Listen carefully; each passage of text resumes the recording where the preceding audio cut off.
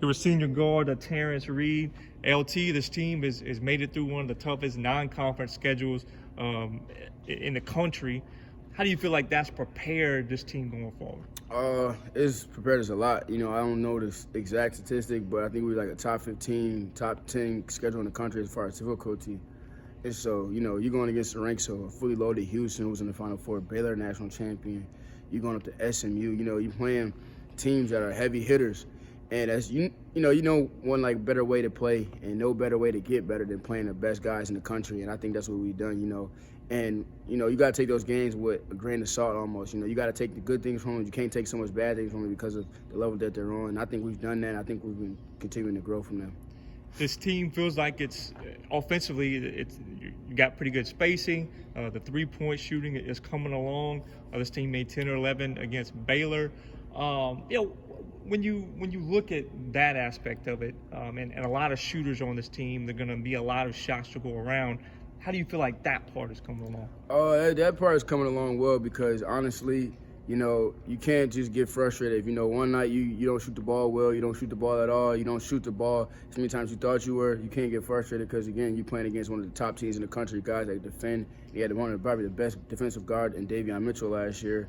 And, you know, they're heavy loaded again, so you can't take that with too much, you know, headspace. You got to just honestly build for conference, which I think we're doing, honestly. You know, we got a lot of guys, Carvel, Amarion, Said, you know, Brian, even the bigs, Robbie, you know, they got guys that can space the floor. So I think we prepared enough in non-conference when we find our shot selection. I think it'll even be more shots come conference because of the level of competition we're playing.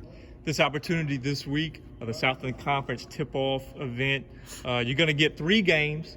They're against conference opponents, but it's non-conference games. Just the opportunity to play teams that are like opponents. You're not going to go up against 6'8" wings that can, you know, I mean, just the opportunity to get a real measuring stick of this team before conference play actually starts. So what's your thoughts about that? For one, shout out to the Southern Conference for doing that because that's a major event. I don't think any other conference is doing that in the country, so that's a major event to put the Southern Conference on notice early before conference play starts.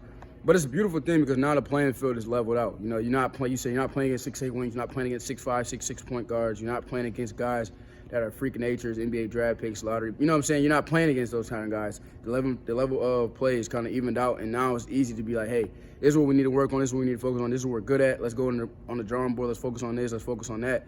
And right before the conference play starts, you know, we got almost, 2 weeks before the conference play actually starts, so it's a beautiful thing to go out there and be able to see where we're at before, you know, records are put on there, points are put on there. It is a beautiful thing. I think this is going to be a good event for the Southern Conference in years to come. You've played in a couple of Southern Conference tournaments. This is a Katy, Texas event in the same building where the postseason tournament's going to happen. You know, just from a player perspective, when you have a chance to get a feel of a building, you know, before you actually go into the postseason tournament, how big of a deal is that for players? Oh, that's major, especially for guys that hate shots or like to shoot the ball, especially a guy like me and Carvel and guys like Say, you know, and Marion too. You go get the feel of the rims, get the feel of the nets, the floor, the space, and everything that's around there. Like you said, I played there a few times, and it's always good to go in there and get a feel of the Merrill Center. It's always good to go in there and just get some shots up, but I think it'll be beautiful now, seeing it before the season, we get to play in there, and then after the season, you know, postseason, you get to play in there, and you have a feel for what's going on. So I think it's a good thing. LaTerrance Reed, thank you very much.